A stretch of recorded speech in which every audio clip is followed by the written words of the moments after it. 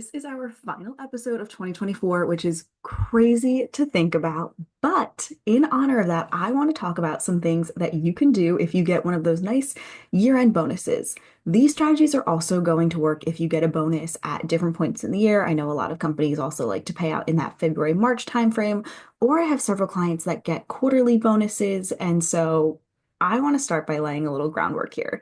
When we are talking bonuses, the big thing to remember is that your bonus is taxed at a different rate than your salary. I will see clients often say, I make a $200,000 base salary, and then I'm making $100,000 in bonus or bonuses throughout the year. So really, I make $300,000.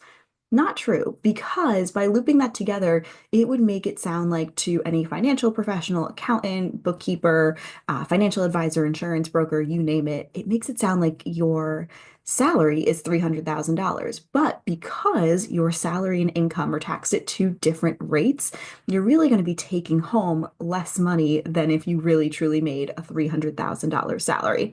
That's why when people come to me and say, "Oh, well, I negotiated for a higher bonus rather than more salary," I'm like, well, from a tax perspective, might not have been the smartest choice, but always make sure you are talking to your financial team about your situation and consulting an accountant too when it comes to taxes.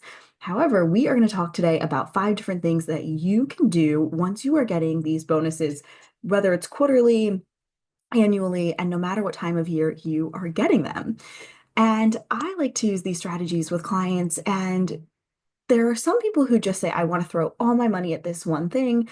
For example, I see some people do it with retirement. They say, I'm going to fully fund my retirement from my bonuses and not look at this money at all and just say that it's for future me. That's one way to do it. Or you can also break things down.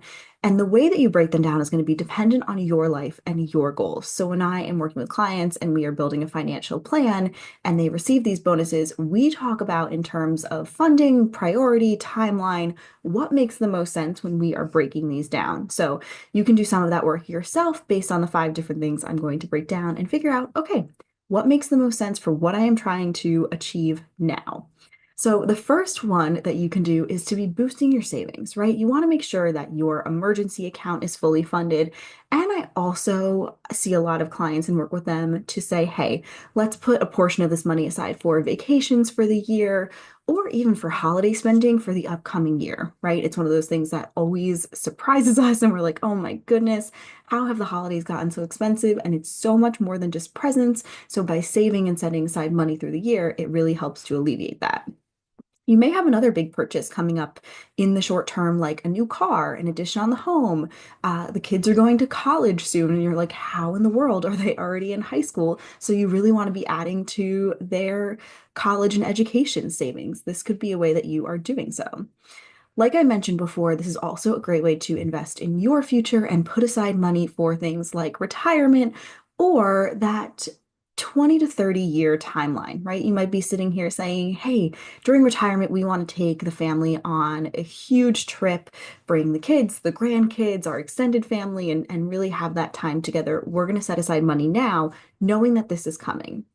Another thing that I see people do and that I work with clients on is if you want to retire early. So by retire early, I also want to say that usually that's pre your retirement age, right? And so that could be because of Social Security or also pre 59 and a half. So you might sit here and say, you know what, we're gonna put more money into a taxable account so we can touch that money in the pre-retirement years, right? So that pre 59 and a half, because we don't want to hit any penalties by touching our retirement accounts. So we're going to set aside money now so it's available for us to do so. The third option that you can use these lump sums for is to pay down any debt, whether that is a personal loan that you took, credit cards. Credit card debt has been majorly on the rise this year.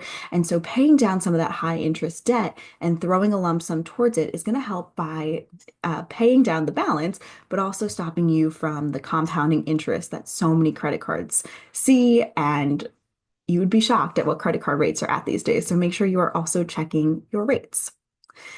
The fourth is giving back a portion of these funds. And so for many people, this is something they do automatically month to month, but you might sit here and say, you know what, anytime I get these lump sum payments, I want to make sure that I am giving additional funds back either to the charities you already give to, or you might have something come up in your life where, hey, this cause really speaks to me and I've been meaning to make a donation to them. And so you can sit here and say, I'm going to give this percent or this dollar amount to this organization. This is a great way. I typically do this with my own funds because when I see this lump sum come in, I want to make sure that I am giving back to those around me. And so taking time, and I sit there and I always have a couple organizations in mind. And you can split it amongst a couple, give it to one, whatever feels right to you, and whatever organizations that you are called to give back to. The fifth option too that you can do with a bonus is investing in yourself, whether it's getting a personal trainer or taking an education course or something, personal development, anything to further your life because you are sitting here and you're saying, hey, I just got this lump sum of money. How can I use it to continue to grow and benefit me? And like I said, this could be a combination of all of these different options, right? We've talked about adding into savings, investing for future you, paying down this debt, giving back to others, and also investing in yourself in the current moment, right? And so a lot of us are hesitant to spend and say, hey, no, I just want to save away. But sometimes investing in ourselves now and in this moment can actually pay off multiples going into the future.